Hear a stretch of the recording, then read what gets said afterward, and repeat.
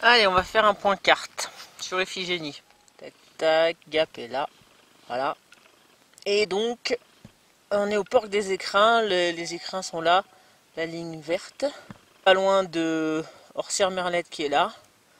Pont du Fossé. Et la vallée de Champollion qui est là. Une super belle vallée. Qui est là, qui est tout ça, qui finit là au bout, un cul-de-sac. Voilà. Pour rappel, j'ai fait Méolion, c'est par là, et etc., etc. Et donc depuis mardi, donc sachant qu'on a marché lundi aussi, hein, la balade du Brame du Cerf, donc on en a un peu plein les pattes quand même. Donc tout le tour, tout ça c'est ce qu'on va faire en 4 jours et demi quoi, 4 jours et demi. Tout ce tour là, voilà. On est parti donc mardi après-midi assez tard, et on a fait ça jusque là. Donc le premier rond c'est une pause qu'on s'était faite, une bonne pause. Et avec le refuge du Touron au-dessus. Donc ça sera sur une autre vidéo par rapport à celle-là, je pense. Et donc notre pause définitive le premier soir était là. Et comment j'ai choisi cet endroit? Donc ça faisait 5 km à peu près. Et vous voyez, il y a un bois, les courbes de niveau sont pas trop serrées. Je savais que ça serait relativement plat.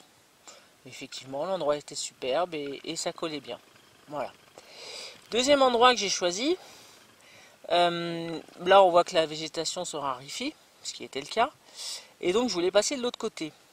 Comment j'ai choisi ce deuxième endroit qui est donc ici? Toujours en fonction à peu près du nombre de kilomètres, donc je cliquais sur Géoportail pour voir à peu près les dénivelés et les kilomètres. Il fallait passer ce col, donc le col de la Vénasque, et descendre tout ça. Bon là j'avais oublié de faire repartir Iphigénie, donc on voit la trace à merder. Et ici, encore une fois, en zoomant, je voyais que là, c'était relativement plat. Et ce qui était d'ailleurs le cas. Et c'est pour ça que les vaches nous ont enquiquiné. Donc ça, c'était le bivouac de la nuit qui vient de passer. Et on a donc fait ça aujourd'hui. Je voyais que les courbes de niveau étaient tranquilles.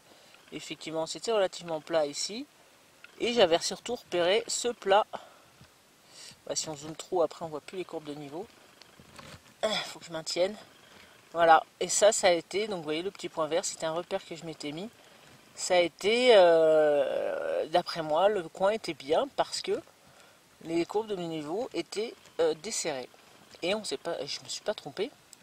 Et si on regarde pour la suite, ensuite ça devient un peu plus compliqué. Il y aura peut-être des endroits potentiels par là, mais c'est risqué, donc on va pas prendre le risque. Ça sera notre étape un peu plus longue pour demain. Jusque par là, jusqu'au Richard, où là je sais qu'il y a des spots potentiels. Maintenant, où est-ce qu'on va se mettre par ici? Je n'en sais encore rien du tout.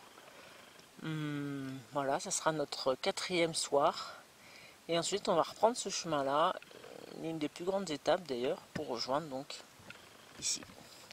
Voilà, c'est comme ça que j'ai travaillé à l'avance. Que visuellement, que avec la carte, géoportail, etc., etc. Mais là où je suis contente de moi, c'est sur cet espace-là.